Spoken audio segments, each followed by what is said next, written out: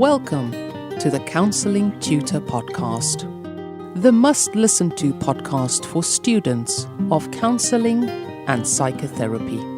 Here are your hosts, Rory Lees-Oakes and Ken Kelly.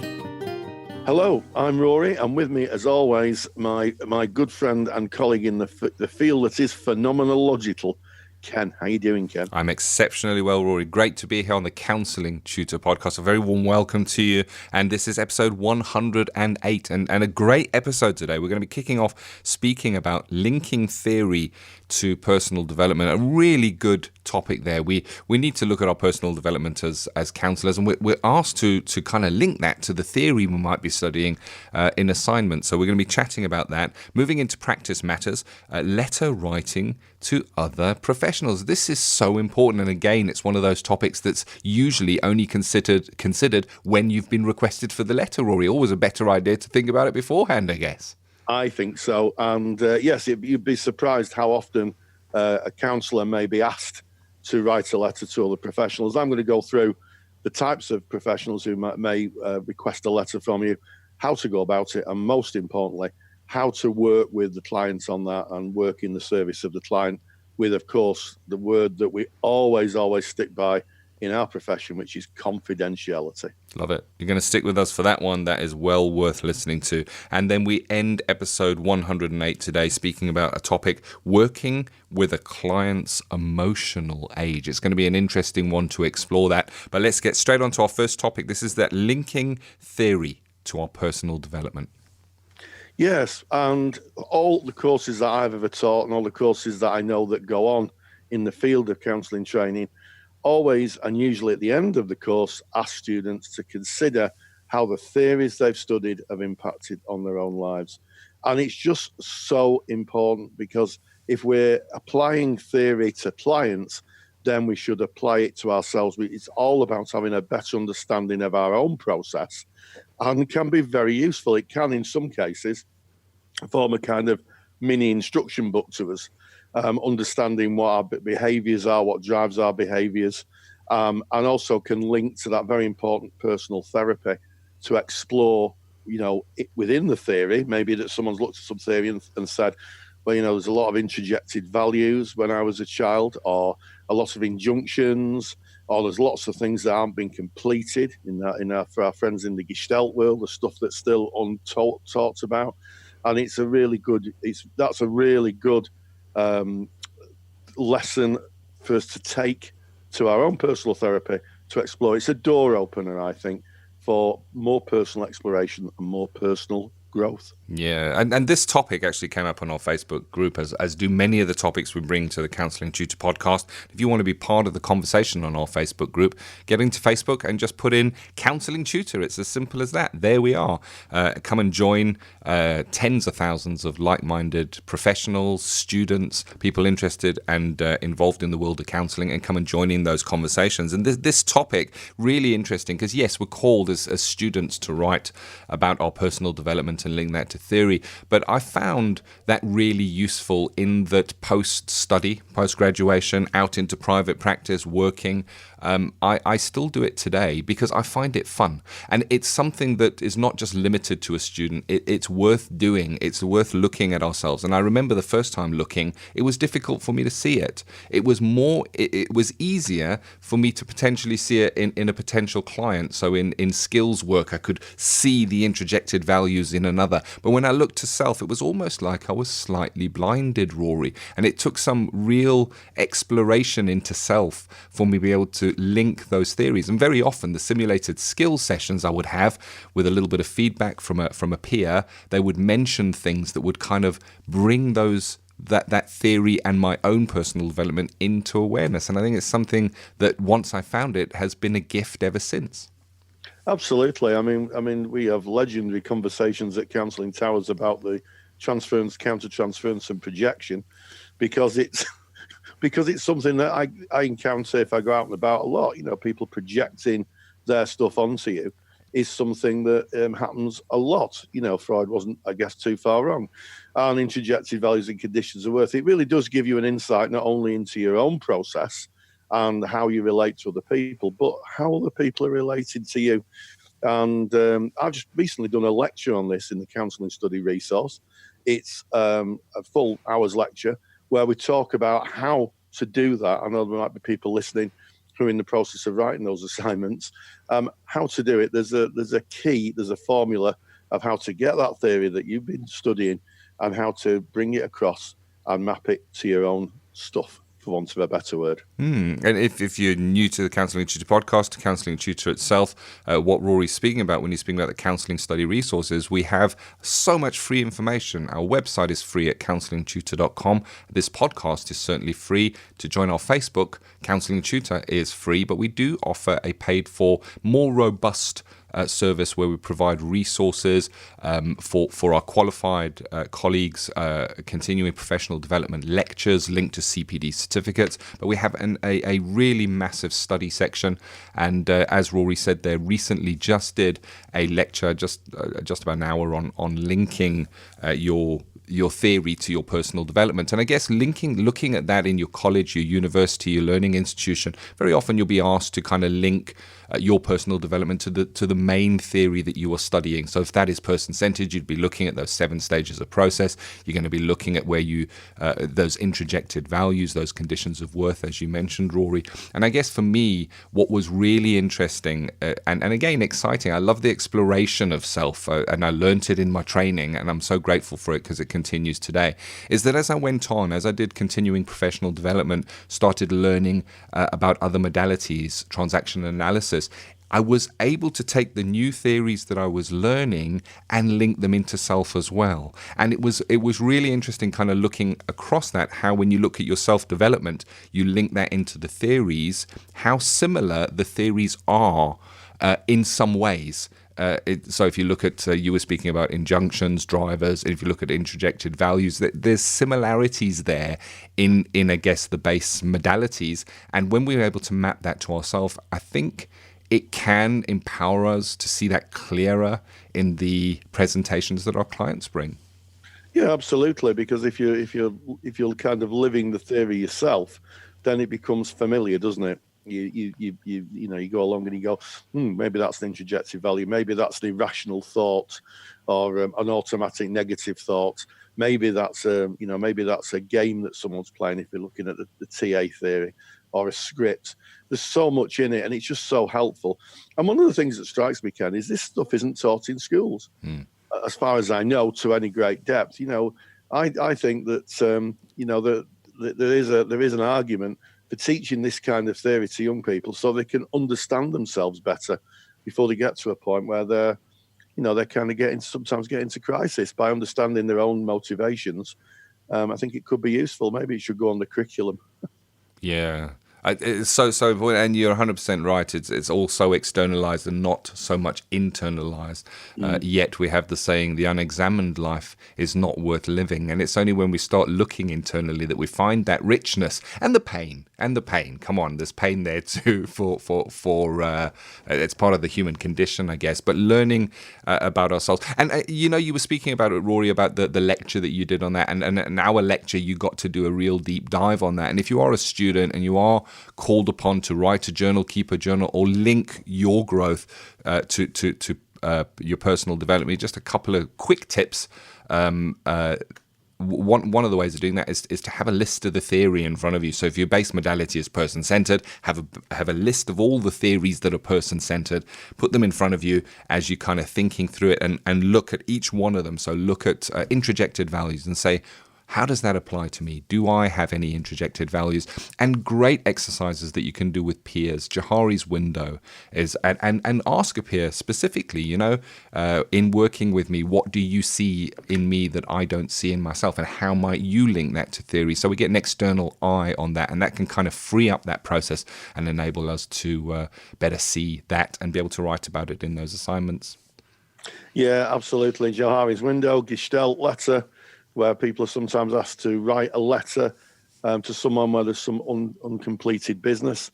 That used to be a favourite of mine when I taught, and a really powerful exercise. You write a letter to someone you may not know, may not see anymore, or may not be around anymore because they've died. You can write a letter to them, get it all off your chest. And then you can decide what you want to do with the letter. You can either burn it, or you can keep it, or maybe you want to send it. And, that's a really useful piece of Gestalt theory, really useful in personal development. Although I would say that if you're going to do that, you might want a bit of support. It's usually done in a supportive environment where people can process what they've written, because it's mighty, mighty powerful, let me tell you. Yeah. Oh, very so. We did it on a residential, Rory. Thinking back, I remember it, a Gestalt letter. I didn't burn mine. I still have it. I kept it just as kind of a reminder of that time. So I guess if a message, I want to put a challenge out, if you're qualified, so you've qualified, when we're students, we're kind of required, you got to journal. Some learning institutions, you've got to hand that journal in, and it's looked at, and it counts towards your final portfolio, your final piece of work. But once we're qualified, there's nobody asking us to do this, to link our own personal journeys to theory, and many of us do. But if you are qualified, and you have been for some years, and you're not doing that, then my challenge is take some time, have a look at your personal journey and link that to theory. So much can come up, I guess. Absolutely, and I think supervisors should be, in my supervision practice, I'm always saying to supervisees, so if you're thinking about the theory and this feeling's coming up, where you are, in fact, it's part of the 7-9 model of supervision, isn't it? One specific area is transference and counter-transference. But, in that particular mode of supervising, you can go anywhere, and sometimes it's really a rich seam of understanding why there may be resistance with a client, or you're feeling over attracted to a client just by looking at the theory, just by looking at what you've learnt. So that should really be alive, I think, in supervision. Yeah, me too. I definitely believe in that. It's just so interesting. Then learning more about us and ourselves, linking that to theory, we are of better service to the client at the end of the day. And that's why we do this, to be in service of the client. So there you have it, linking theory to personal development. Really, really interesting topic, evergreen, something we can visit again and again and again, because it's fluid and it changes, almost like a river. You can never stand in the same river twice. So we're moving on now to Practice Matters, where we kind of look at what happens within practice and the elements of that. And Rory brings a specialist topic, and today you're looking at letter writing to other professionals. I am, Ken. What happens if you've got a client who may need another form of support? You may have a client who you start off using counselling with, and you discover they've got quite a difficult psychiatric issue that needs attention from a different form of a professional. So you may have to write a referral letter to a doctor or a psychiatrist. What happens if you get a client that turns up and says that as part of a court process, the client's been asked to undertake counselling, and you have to write a letter either to the court or to the probation service to say the client's attended counselling? How do you do that? How do you negotiate it? And more crucially, what do you put in the letter? How do you balance confidentiality with complying with a third person's desire to have confirmation of attendance at therapy? I'm going to go through that. I'm also going to talk about the Caldecott principles, just to remind us again of good practice in information sharing. All that and, of course, much more from Rory and Practice Matters after this very short message. And we were speaking just earlier about our paid-for service, counselling study resource, over 50 hours of continuing professional development for qualified counsellors, massive resources for students. Here's a little bit of more information on that. Take the stress out of your counselling studies and get the support of Rory and I by joining us in the Counselling Study Resource. See how Counselling Study Resource can help you.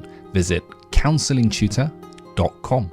That's counsellingtutor.com. One of the many tasks a busy therapist has to undertake is the writing of letters to various agencies for or on behalf of the client. Correspondence to other professionals tends to be varied. For example, a letter to a doctor referring a client on because they're experiencing psychotic symptoms, or maybe they're actively considering taking their own life. You may be asked by a client to write a letter to their solicitors confirming attendance or giving a brief overview of the difficulties they are trying to resolve in therapy. Some qualified counsellors who work for employee assistance programs, known as EAPs, may need to confirm the number of sessions the client has attended, and some ask for copies of notes, and you would get the client's permission. That would be in the contract, so the client would know exactly what you were sending and who you were sending it to. Although it's unusual for a court to order anyone to attend counselling, a therapist can be approached by a client who may need some therapy to satisfy a court order concerning a child custody case or an antisocial behavioural order known as an ASBO. And I've experienced two of these where I've had someone phone up who was trying to get joint custody of their child, and as part of that process had been asked by the court to get some anger management therapy, difficulties around anger, and also someone who was challenging an antisocial behaviour order and had been advised to get some therapy. So it's unusual for a court to order anyone to attend counselling, but sometimes counselling can be part of a wider court order that it's suggested that someone undertakes. It looks good, in other words, when it goes before the court, if there seem to be active and getting some kind of help. When writing letters, it's important to remember that the client can request copies under the UK General Data Protection Regulations. It's also known as GDPR. They can also ask for any copies of responses you receive, in which case this request needs to be dealt with by the sender, not yourself. So if you write a letter to a doctor, the doctor writes a letter back to you, and the client asks for both those copies, yes, you can release your copy, but the client really needs to contact the doctor to get them to release their copy of the correspondence, because they are the sender. Particular care has to be given if your letter includes comments from a third party. So as an example, maybe you've got a client who has spoken to someone at the reception of your practice and says they're going to commit some self-harm, or maybe try to take their own lives, and you include those comments to reinforce your concerns when writing to a doctor. What you'd have to be careful of is that if the client asks for a copy of the letter, the person who's working at the reception, their comments, you either had permission to share it, in which case you need to get written permission, or if not, you'd have to redact it. In other words, what you'd have to do is remove or write over the part of the letter where someone else has spoken. So that's called redacting. Usually this kind of thing's taken care of by the practice manager, who would oversee data protection within your organisation. If you're a student and this happens and you have to write a letter and you have to include someone else's comments, speak with your practice manager first before you do anything, and they will guide you with what you may need to know and what you may have to do. When writing any information about a client, it's always useful to remember the Caldecott principles on information sharing. Now, I'll put a link into the handout on the Caldecott principles, but they were basically principles designed to give professionals a guidance on if they're having to share information, what they need to share, and how it should be shared. And there are 7 principles. There were originally 6, but there's now 7. They've added another principle in over the last couple of years. So the first principle is justify the purpose for using confidential information. Why would you use confidential information? If you're asked, why did you send a letter to a doctor, you would justify the purpose by saying, well, I was very concerned this client had a medical issue that was affecting the person's mental health, and it may need doctor's input, and the client wanted some help and agreed to the letter being written. The second principle is don't use personal confidential data unless it's absolutely necessary. So effectively, you need to share only what is pressing. So you wouldn't share absolutely everything, and and you wouldn't talk about what else the client was talking about. So say, for instance, the client wanted you to write a letter to the doctor because they had psychosis. You wouldn't write information saying that they may be having trouble in their work or their job. You just talk about exactly what you're referring them for, and keep it to that. And that links in really to Principle 3, which is use the minimum necessary personal confidential data. So you'd only share what was pertinent to the letter or the referral. Principle 4 is access to personal confidential data should be on a strict need-to-know basis. So in times when I've written letters to professionals, I've usually rung forward first, spoken to who I need to speak to, and found out exactly who it is I need to send the information to. So I just wouldn't send a general letter to the doctor at the doctor's surgery. I would find out from the client who their GP was, or who they saw, and I would mark it private and confidential, and I would send it strictly to the person who I know is going to receive it, or if it's a case of a body, such as the Department of Work and Pensions, the particular domain that would deal with the letter. So I just wouldn't send it off without finding out who it's going to, in other words. Principle 5 is everyone with access to personal and confidential data should be aware of their responsibilities. So anybody who's a professional should be aware of, if they're accessing personal data, should be aware of what data they can access, and also when they can share it. What's their responsibilities around personal data? Principle 6 is comply with the law, which in this case would cover general data protection regulations. And the final principle, which, as I said, is a new principle, is the duty to share information can be as important as the duty to protect patient confidentiality.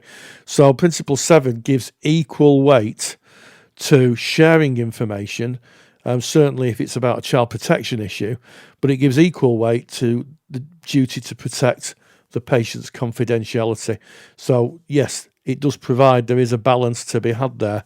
And, if you send information and a complaint is made, you may have to justify the reasons that you've done it.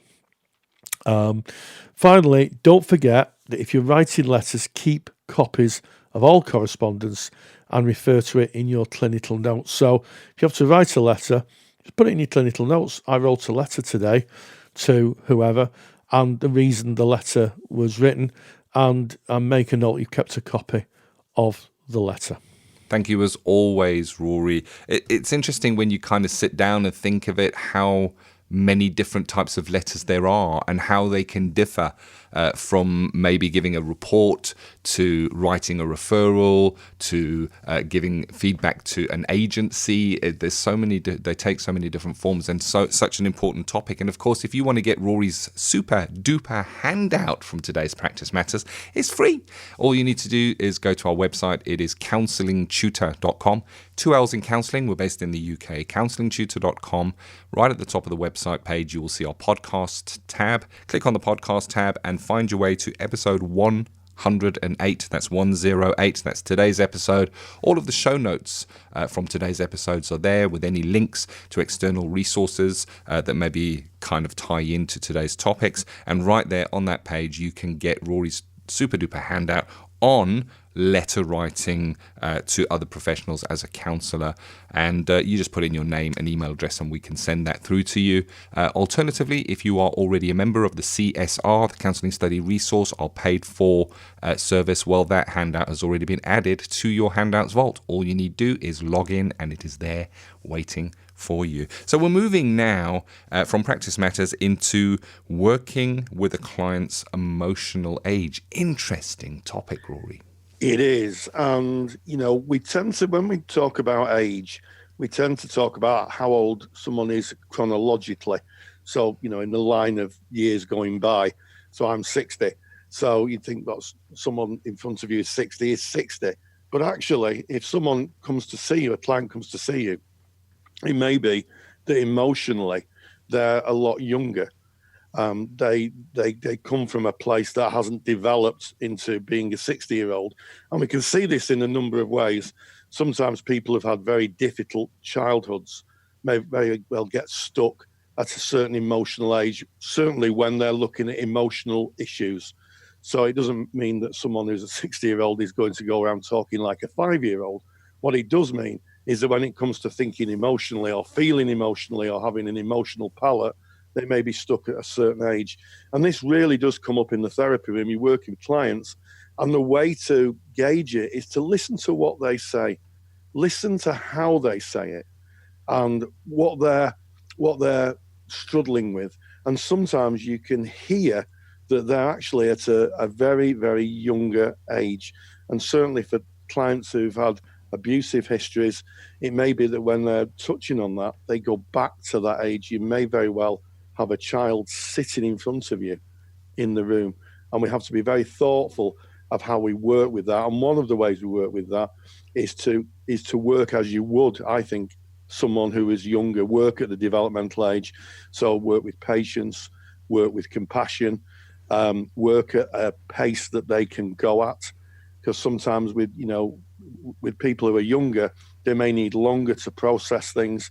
So it's a real skill, and one really I think that sometimes isn't touched on in training. But yeah, and you can find the emotional age. I used to say to my supervisees, if you're thinking about the client, just close your eyes. What does the client sound like? What age are they coming from? And it's amazing once the picture of the client disappears and you can hear them. Supervisees can hear the clients coming from a different emotional age. And there can be lots of reasons for that. Certainly people who may have had a difficulty with alcohol or substance misuse in the past may get stuck, because what can happen is that they move along their lives, they get involved in either a traumatic event or something to do maybe with substance misuse, or may go to prison. And what happens is, because they don't have the socialization that people who haven't had a difficult childhood have, is that they get stuck there. The socialization and our experience of life that develops our emotional palate. And if it gets stuck, you can find that, people just stick at that emotional age, and you have to work with that. It's interesting. I'm sure you've probably seen this in your practice, Ken, through the years. Yeah. And I worked specializing in drug and alcohol recovery for some years, and it's something that we work with.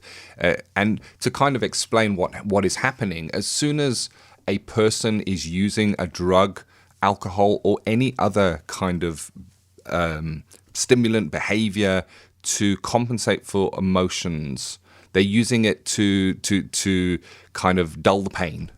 Then what is happening is those emotions are not being processed as we as humans process emotions. We feel emotions, we experience the emotions, it hurts, we carry those emotions around us for a while, we revisit those emotions, the pain remains, and we might speak about people. But when you're using a substance such as a drug or alcohol to deal with that emotion, the emotion stays at the age that it was formed, and it's not worked on, it's not processed, it is just, squashed down. So when a person is coming into recovery, very often you'll have a 55-year-old man and who found kind of, maybe an example here, drinking from the age of 18 very, very heavily to cope with how life was at that point. We're going back to that 18-year-old man to deal with those issues. And as you say, Rory, you would deal with them as you would with an 18-year-old who sat in front of you. And it is advanced. This is advanced counselling here. It's advanced practice, because you may be working at different age ranges within the same session with the same presenting person. The 55-year-old man walks in, you will greet him as a 55-year-old man. He may bring some things from the last week that he's been dealing with, and you will be speaking to a 55-year-old man. And then very quickly that can go to the pain of his mother dying when he was 18, and there we are, we're back at 18. So it's about being really vigilant and being there with the client. I think it's really about that, walking with them and fully understanding who they are, what they're bringing. And other kind of signals you might see is you can even see a change in voice sometimes. The voice might change and become more childlike. The posture of the person might change. From a strong person who looks you in the eye, they may hunch and start looking away and start acting and almost behaving like they did at that age because of the vulnerability, and they're feeling the vulnerability of that past age, I guess. Absolutely. And as Ken said, this is an advanced skill. So this is something that usually you work with your supervisor to develop and hone. It's not something to hear on the podcast and think, "Oh right, I'll just close my eyes and think, wonder how old my client is." That's really not how it is. It's, as Ken alluded to, it can be a mixture. You may get the kind of chronological age interaction with some things, but when someone's talking about, like you say, the history of drug dependency or alcohol misuse, or when they're talking about traumatic events in their life, so at that point, people may slide back. And it's what's really important as a therapist, I think, is that if you have a client who's got it and the child is very much in the room, is a part of you that is to contain them, emotionally contain them, and support them so that they don't feel unsupported. If you think of a child talking to an adult about something, and then the adult's responding as if they're an adult, the child may not be able to conceptualize it. As someone who's a former child therapist, you have to work at the emotional age and kind of work with that. And the other thing is, I found through the years, is use of language. Sometimes you have to use very, very, very precise language when you're working with someone who's at a lower developmental age, because at that point they really are engaged as a child. So you have to be very, very accurate, very patient, and almost very, very supportive and contain them. And I think also part of that is to remind them where they are in the world, that they actually are their chronological age. You have to do that very gently, but don't let them kind of leave as if they're a 6-year-old, because that's dangerous as well. And part of that, of course, is getting training and information on trauma-informed practice, because that's really, really useful. So, chronological age. And also, I think it's really important to discuss it in supervision. I think a good supervisor will be able to give you lots of guidance on how to work with that presentation. 100%. And, you're speaking about the training. It's so important, because you mentioned somebody going back out at that kind of regressed age, and that's the last thing you need. And it's about being mindful. It's about being practiced in working with this. It's about taking it to supervision. It's about looking at your continuing professional development, as you say, Rory, before using these very advanced skills, because the last thing you want to do is 5 minutes before the end of the session have a person that is in that regressed age at that painful place.